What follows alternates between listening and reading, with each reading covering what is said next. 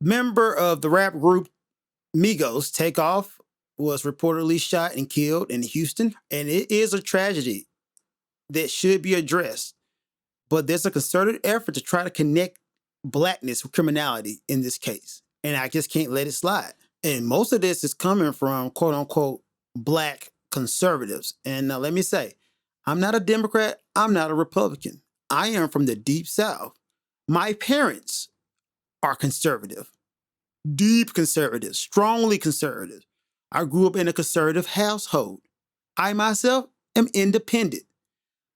But a lot of these quote unquote black conservatives on YouTube are just spreading propaganda, and they don't know where a lot of these talking points come from. They just carry water and don't give you any statistical facts to back up their theories.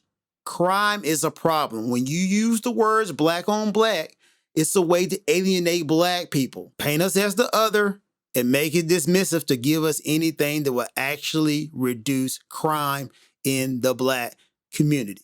It makes an unrealistic standard that somehow black folks have to police themselves because we're the only one can stop us because we're so damn violent, and culturally we have to change. Like, we would give something to the black community. If we did, they wouldn't know how to handle it because they're just violent. First, they got to change culturally before we can do something. And studies on this has been done, guys, like dead ass, by government officials in government departments. Most notably, the Office of Justice Programs, they did a study about the myth of black on black crime. And I'll read to you in part what the study says. Even though most urban street crimes are committed by low-income blacks against their peers, greater risks to the survival and unity of black communities stem from police brutality, industrial negligence, and consumer fraud by ghetto merchants. That's it. You want to talk about the culture? There's a whole culture created to subjugate black people and keep them down. The government did studies on it. That's what they found. This is what the problem is. Until you start addressing those problems, crime is not going to go down. Now, if you want to make the argument that, hey, listening to violent music propagates and promotes violence in the black community, all right, cool. But nobody think that if we got rid of rap music tomorrow, that there will be no crime in underserved communities. Once again, it's just another passive way to dismiss helping black people. See, the problem is rap. Until you get rid of rap music, something that is economically viable in the hood and is a way for these people who have lived experiences to actually profit off their lived experiences becomes a reason to blame the lack of effort being done to industrialize the black community. It's money, guys. Crime is high in underserved communities because the lack of money. That's it. It ain't hard. Once you start giving like viable opportunities to lower served communities, it'll get better. And look, let's just all be real. If I had a magic wand and I made everything equal, inequality for all, which is not gonna happen, there's still gonna be criminals. There are going to be white criminals, black criminals, Asian criminals. You name it, there's going to be criminals. But the goal is to try to mitigate that as much as possible. There's an honest conversation to be had about safety in the inner city and crime. There's an honest discussion to be had about that. But don't let anybody try to convince you that black on black crime is a problem. Black on black crime is a loaded buzzword to get you guys to try to connect criminality to blackness. And any black person that uses black on black crime, I look at you as super sus. Case in point, people can rattle off to you the quote unquote black on black crime rate, but they can never seem to rattle off white on white crime rates. White on white crime is not even a thing. Nobody has coined that. One would think that white people don't do crime because let's always talk about black people. Let's talk about Chicago, New Orleans, Memphis, all these inner city places. That's where crime is flourishing. But the folks that would have you believe that black on black crime is a problem can never seem to tell you the stats for white on white crime. Doesn't exist in their book. As of 2020, the black on black crime rate was 70%. The white on white crime rate was 62%. So, by that logic, that means if the black on black crime rate drops 8 points, then nobody should care anymore, right? Crime would no longer be a problem because we don't talk about white on white crime. So if only we could drop black on black crime by 8 points, oh my God, crime would not be a problem in America anymore, right? That is stupid. But how do we get that crime rate down by 8 points? How do we get it down, guys?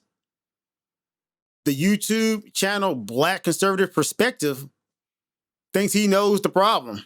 And he uses the death of prominent rapper of the Migos, Takeoff, to make his point and try to connect criminality to blackness. And I can't let it slide. So let's listen to his points and I will chime in with my rebuttals. So as you guys can see, social media is shocked, right? They're shocked over the killing of Takeoff. And again, it's all over social media. As it would be, because he's a famous rapper and well known, right? That's no surprise. Of course, people will be shocked by that. But continue. But the point of this video is this. When are we going to have a conversation about the culture? Which ironically, that is the name of an album, probably the most famous album that the Migos have, called The Culture. What is culture, right? Culture is an umbrella term which encompasses the social behavior, institutions, and norms found in human societies, as well as the knowledge, beliefs, arts, law, customs, capabilities, and habits of all individuals in these groups. So what group are we talking about? Are we talking about Black Americans? Or are we talking about America in general? Because the social economic conditions for Black Canadians is different for Black Americans. This is a good distinction to make because Black culture wasn't formed exclusively by Black people. There was a lot of outside factors that led to the development of Black culture. That's part of the culture. Don't leave that out. But continue, my guy. Right? When do we have a conversation about the culture that is leading to the deaths of young Black men? Okay, so you see where this is going, right? So there is no discussion on what really creates a culture. A good example, a subculture of quote unquote Black culture is hip hop culture. Hip hop culture was born out of the struggle by young Black men talking about their social economic strifes, right? That social economic strife was there before hip hop started, right? Nobody's addressing the root problem of that social economic strife. They're just using Black folks talking about their conditions as a way to dismiss doing something about those conditions. See what I'm saying? Like if hip hop was gone tomorrow, if we all just eradicated hip hop, those social problems will still be there.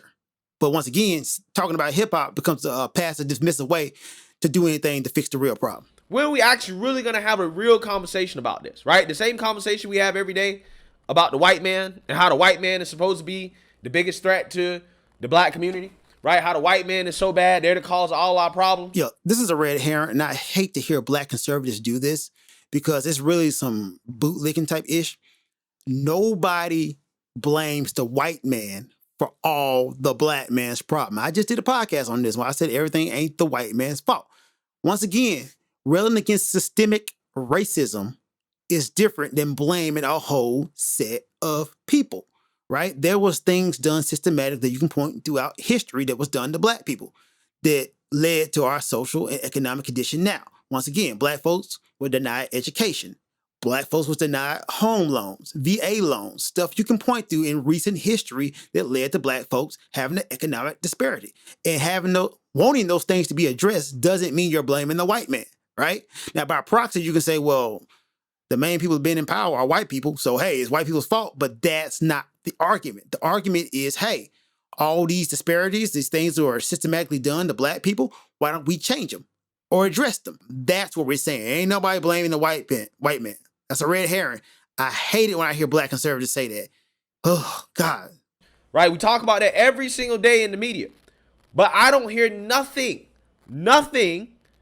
from the media about the rampant crime that's going on in these inner cities that is taking the lives of young Black men. Stop. That's all you hear. All you hear about is Black on Black crime and the crime problem in the Black community. Once again, this is another red herring, man. This is a talking point that a lot of conservatives will throw at you, man, that has no merit.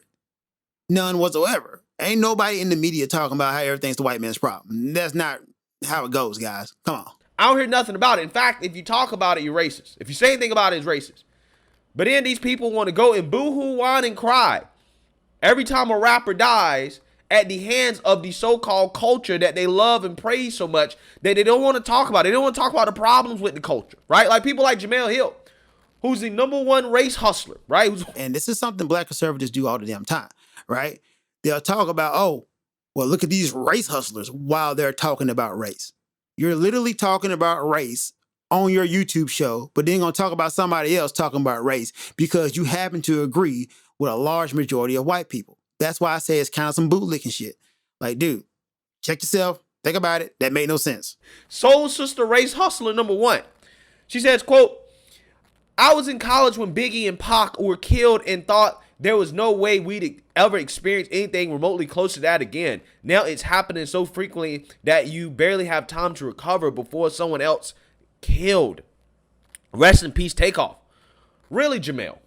You didn't think that this would happen again? You didn't think that a culture, a genre of music that promotes killing and slaughtering black men as some type of, celebration, as a good thing? All right, so this is so damn damaging in a lot of ways because, once again, there's a conscious effort to connect blackness to criminality. Nobody says this about any other entertainment medium, right? When somebody writes an action movie or a mafia movie, nobody says, oh, that's damaging to the Italian community, or look, because there's a horror movie or a serial killer movie done, that people are going to take out an AK-47, go slaughter kids and Sandy Hook. There is no correlation with that. But whenever there's a crime in underserved black communities, there is a concerted effort to make it hip hop's fault. That is wrong. That is stupid. As we speak, hip hop is the #1 genre of music around the world. It's $1 billion industry. Rappers can talk about whatever they want to, just as the crowd can listen to whatever they want to. So if people are actually talking about their lived experiences and making money off of that, what's the problem? What's the problem? They had those lived experiences before they rapped about it, right? And some of these lyrics are exaggerations, but much like action movies, it can be exaggeration in entertainment media. Once you start linking entertainment to criminality, it's a slippery slope. You didn't think that would lead to black men being slaughtered in the streets that are influenced by this music? Oh, you didn't think that would happen again. You didn't think that would actually be a thing. I don't know why. I don't know why. This is my problem with this. That logic doesn't apply when it's conservative issues. So January the 6th, Nancy Pelosi's husband getting his head bashed in, that wasn't because of rhetoric pushed by right-wing propagandists. No, that was because those folks are mentally ill and outliers. But that same logic does not apply to the hip-hop community. If there's violence in the black community, it's all because of hip-hop's fault. No other issues. Nobody should be surprised by this stuff. I'm not surprised. I saw it this morning. I said, well, I feel bad for the family. Thoughts and prayers go out to them. But at the same time, it's like, what can I say? What can you really say? This is the type of stuff that we promote. We're cool with this. We ain't got a problem with this. Nobody is marching in the streets over the lives of dead black men, right? But once again, you're still not addressing some of the social economic conditions that make the hood the hood. You're blaming everything on rap music.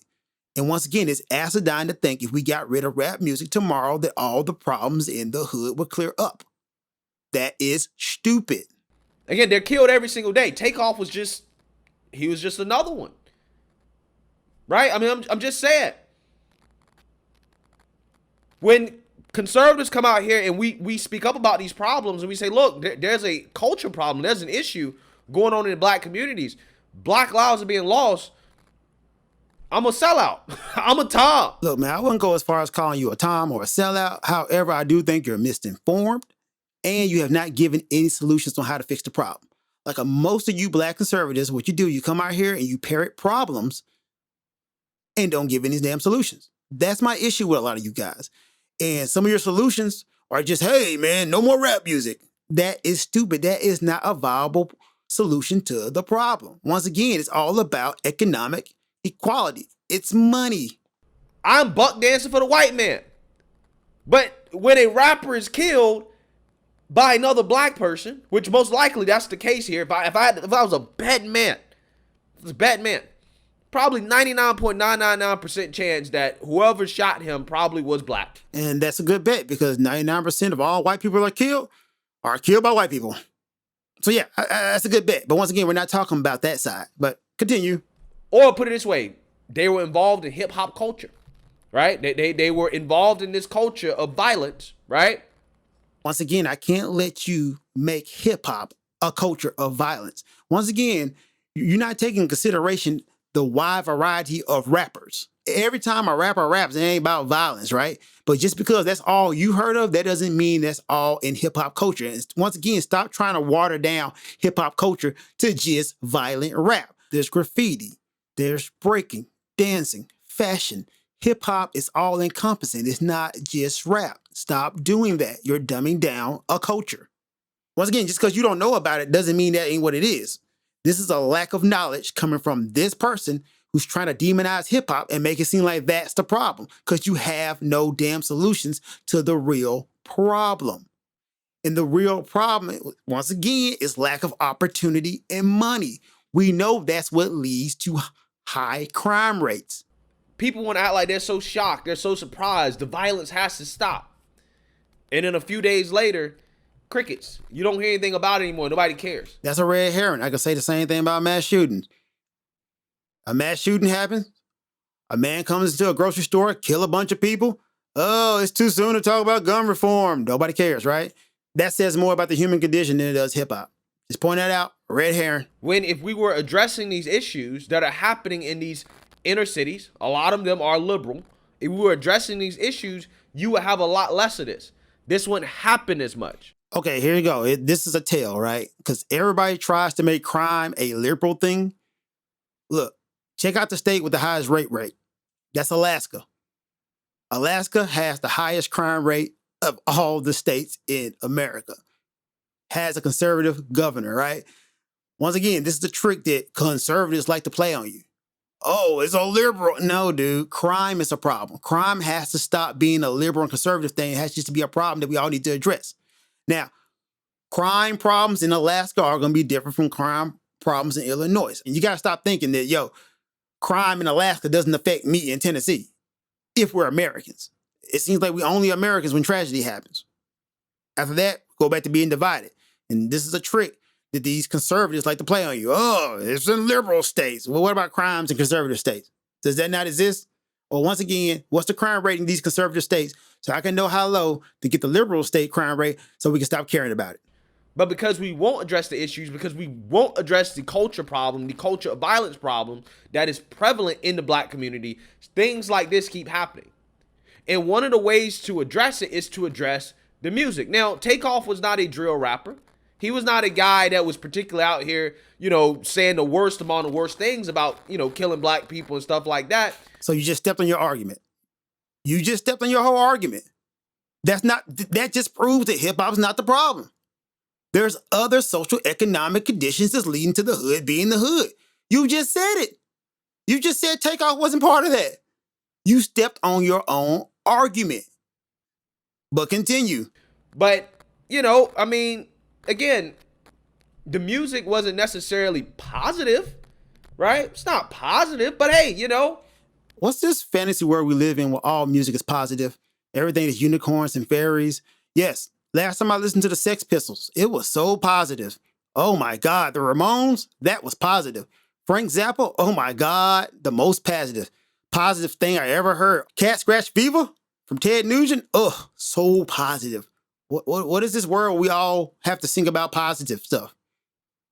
That's an unrealistic standard that's only applied to hip hop. Because once again, you're trying to equate blackness with violence and using hip hop as the mechanism to do it.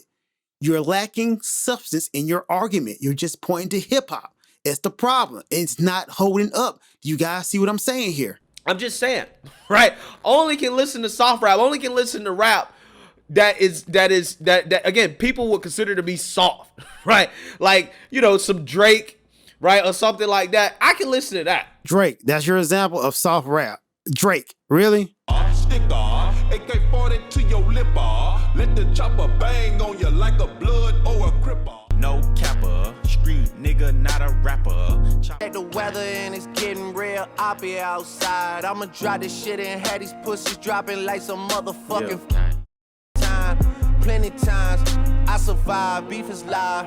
Spoiler alert, this nigga dies. You, my friend, are what we like to call in the business a hypocrite. Because Drake ain't out here talking about killing other black people. But when it comes to the rap where they're talking about, you know, blowing dudes' heads off, killing black folks, you know, degrading women, it's just like, I can't listen to it anymore. I can't stand it. Like, it makes me cringe. It disgusts me just to listen to. You do know that like 75% of all Drake's songs are demeaning women. And also, some of Drake's most popular songs are done with the rapper you're talking about that died because of hip hop culture, aka Versace. Right? Maybe we're our own biggest enemy. If we can get out our own way, maybe we could flourish, right? Maybe we could get the things that we feel like we deserve. I don't know. I'm just saying. And I'm just saying you are an idiot. You're not pointing to anything of substance. You're just saying hip hop's the problem. The problem is black folks are talking about violence. The mere utterance of violence in hip hop is not the reasons for violence in low income households or violence in general. You just saw a white supremacist shoot up a whole supermarket. What hip hop was he listening to? There's been multiple school shootings of deranged white people going into schools and shooting people. What hip hop were they listening to? The Speaker of the House just had our house broken into, husband's head bashed in with a hammer. What hip hop was David DePape listening to in San Francisco, this liberal ran state? Your argument is stupid. And I'm not saying you don't have anything, but you lack in substance. You need to go back in the lab and cook these thoughts up some more before you out here presenting them. And all these folks parroting and saying, oh yeah, you're speaking the truth. You need to do the same thing too. You have no point. You're just falling back on old racial tropes. This is just a guy talking about his feelings. This is how you feel. There is no factual data to back up anything this guy is saying. He feels this way, and a bunch of you guys agree with that, but you're all working off emotion. But blaming hip-hop for violence in the black community or the untimely death of Takeoff is short-sighted and stupid. And we can't let this slide. Because what this is going to do is stop real change from happening, because now you got a red herring to throw in front of people. Oh, don't worry about helping black people or dealing with the disparities in the black community. Not until they get rid of hip hop, because that's the real problem.